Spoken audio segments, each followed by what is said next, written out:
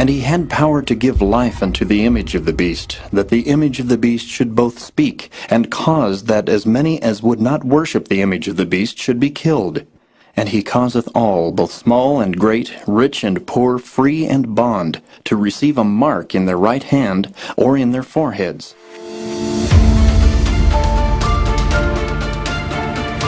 On June 26, 2026, President Trump's Religious Liberty Commission released a draft report recommending a reversal of the separation of church and state, instead calling for building bridges between the two. The 224-page report suggests greater religious expression in government and public schools.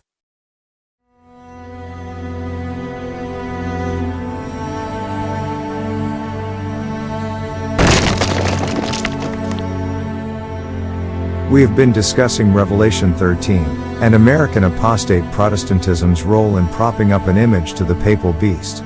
Recall, an image to the beast would be an ecclesiastical organization that has control of the civil power, and uses said power to carry out its own decisions and purposes. It has the power to define heresies, and uses the civil powers to punish dissenters. Verse 15. He, the two-horned beast, caused that as many as would not worship the image of the beast should be killed. We observe that ecumenism is a precursor to the formation of this image. Diverse faiths are united on common points, like the immortal soul or spiritualism. Ecumenism lays the groundwork for image formation. When these diverse Christian faiths produce a united front, they will enjoy greater success in controlling the civil power. It has been the steady aim of these massive ecclesiastical bodies to remove the partition between church and state. And we have seen that on June 26, 2026, President Trump's Religious Liberty Commission recommended a reversal of the separation between church and state. Verse 12. American apostate Protestantism, with our government in tow, will exercise all the power of the papal beast, and this includes persecution. Verse 15. The two-horned beast is an American religio-political entity that causes the image of the beast to speak. Governments speak through their laws. Using these said laws, the verse continues to say that the two-horned beast forces global worship of the image to the beast, and those that refuse will be killed. If men will not trample under the foot the commandments of God, the spirit of the dragon, verse 11, is revealed. The worship of the beast is the enforcing of the worship of itself under the penalty of death.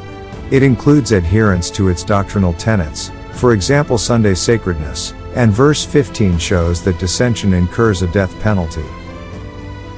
Verse 16. The mark of the beast. And he causeth all, both small and great, rich and poor, free and bond, to receive a mark in their right hand, or in their foreheads. The prophetic text states that the two-horned beast, American apostate Protestantism, a religio-political entity, enforces the mark of the first beast upon its subjects. Let's briefly distinguish the agents introduced thus far so that there is no confusion.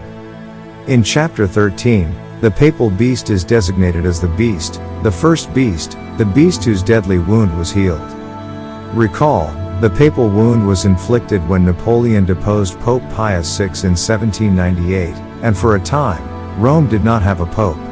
The papacy's deadly wound was healed when Napoleon agreed to the reinstallation of Pope Pius VII in 1801. The two-horned beast, with its lamb-like horns and the voice of a dragon. It was introduced in verse 11. I have shown in previous videos that the typology represents these United States.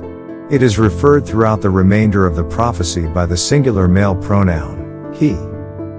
In verse 15 the image of the beast is also called the image. It cannot be confounded with anything else. And this bears repeating. It enforces worship of itself and its tenets under the penalty of death. Forced worship is demonic. No exceptions. The mark of the beast is enforced by the two-horned beast, either directly or indirectly through the image. The penalty for refusing to accept the mark of the beast is forfeiture of all social privileges, a deprivation of the right to buy and sell. The mark is the mark of the first or papal beast. Consider the following bold statement. The Catholic Record, London, Ontario. Sunday is our mark of authority. The Catholic Church is above the Bible, and this transference of Sabbath observance is proof of that fact. In upcoming videos, we shall see that the third angel's message of Revelation 14 is a most solemn warning against the worship of the beast, his image, and the reception of his mark. The plagues of Revelation 16 falls on all that receive his mark. Revisiting Revelation 13 verse 16. Human organizations, controlled and inspired by the spirit of the dragon, are to command men to do those acts which are in reality the worshipping of an apostate religious power and the receiving of his mark. If they refuse to do this, they will lose the rights of citizenship. They become outlaws in their own land. They must do that which constitutes the worship of the beast or forfeit their lives. The Romish Church has traced Sunday sacredness to its adoption of Constantine's Sunday law at the Council of Laodicea in 323 AD. It has posited that Sunday sacredness is its mark, as there is no scriptural authority for keeping Sunday holy.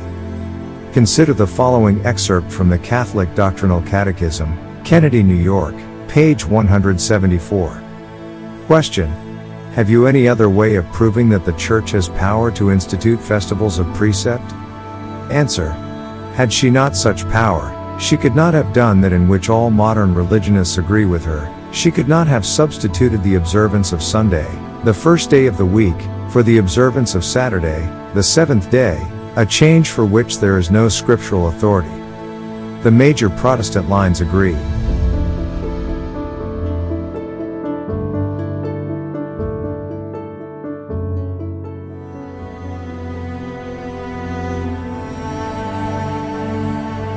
The Church of Christ. Bible Standard, May, 1916, Auckland, New Zealand.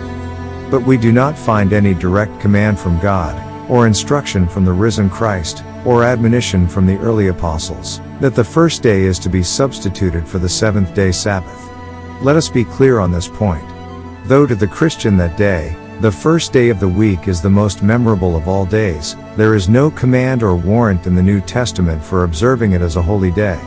The Roman Church selected the first day of the week in honor of the resurrection of Christ. The Baptists. Dr. E.T. Hiscox, author of the Baptist Manual. There was and is a command to keep holy the Sabbath day, but that Sabbath day was not Sunday. It will however be readily said, and with some show of triumph, that the Sabbath was transferred from the seventh to the first day of the week, with all its duties, privileges and sanctions. Earnestly desiring information on this subject, which I have studied for many years, I ask, where can the record of such a transaction be found? Not in the New Testament, absolutely not. There is no scriptural evidence of the change of the Sabbath institution from the seventh to the first day of the week. Also Dr. E.T. Hiscox, quoted in the New York Examiner, November 16, 1893. Of course, I quite well know that Sunday did come into use in early Christian history as a religious day, as we learn from the Christian Fathers and other sources. But what a pity that it comes branded with the mark of paganism, and christened with the name of the sun god, then adopted and sanctified by the papal apostasy, and bequeathed as a sacred legacy to Protestantism. The Southern Baptists. Joseph Hudson Taylor, The Sabbatic Question, page 14 to 17 and page 41. The sacred name of the seventh day is Sabbath. This fact is too clear to require argument. On this point the plain teaching of the Word has been admitted in all ages. Not once did the disciples apply the Sabbath law to the first day of the week, that folly was left for a later age, nor did they pretend that the first day supplanted the seventh. Adult Quarterly, Southern Baptist Convention Series, August 15, 1937. The 6 days of labor and the rest on the Sabbath are to be maintained as a witness to God's toil and rest in the creation.